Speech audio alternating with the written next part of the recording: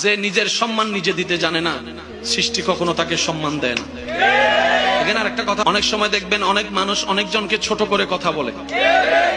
অনেক মানুষ দেখবেন কথায় বার্তায় কাজে আকার ইঙ্গিতে অনেকজনকে ছোট করে কথা বলে। আমরা মনে করি উনি ওনাকে অপমান করছে। আমি শ্রদ্ধার সাথে একটা কথা বলি, মনে রাখবেন, সম্মান দেওয়ার জন্য তার কাছে আগে সম্মান থাকতে হয়। যার কাছে সম্মান নাই সে সম্মান দিতে জানবে না।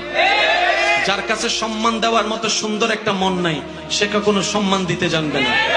কাউকে যদি দেখেন আপনাকে অপমান করছে, আপনি বুঝে নিবেন তার কাছে দেওয়ার মতো সম্মান, বুঝার মতো সুন্দর মন, মাফ করার মতো বড় অন্তর।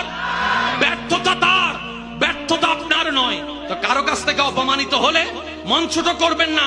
আপনি অপমানিত হয়েছি, এই জায়গায় একটা টেকনিক অ্যাপ্লাই করবেন, সেটা হচ্ছে আপনি ধৈর্য ধরে ওনাকে মাফ করে দিবেন, আল্লাহর দিকে তাকাই ওনাকে মাফ করে দিবেন, দাবি মুক্ত করে দিবেন।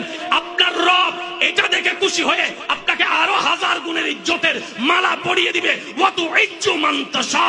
চিৎকার দিয়ে বলেন সুবহান।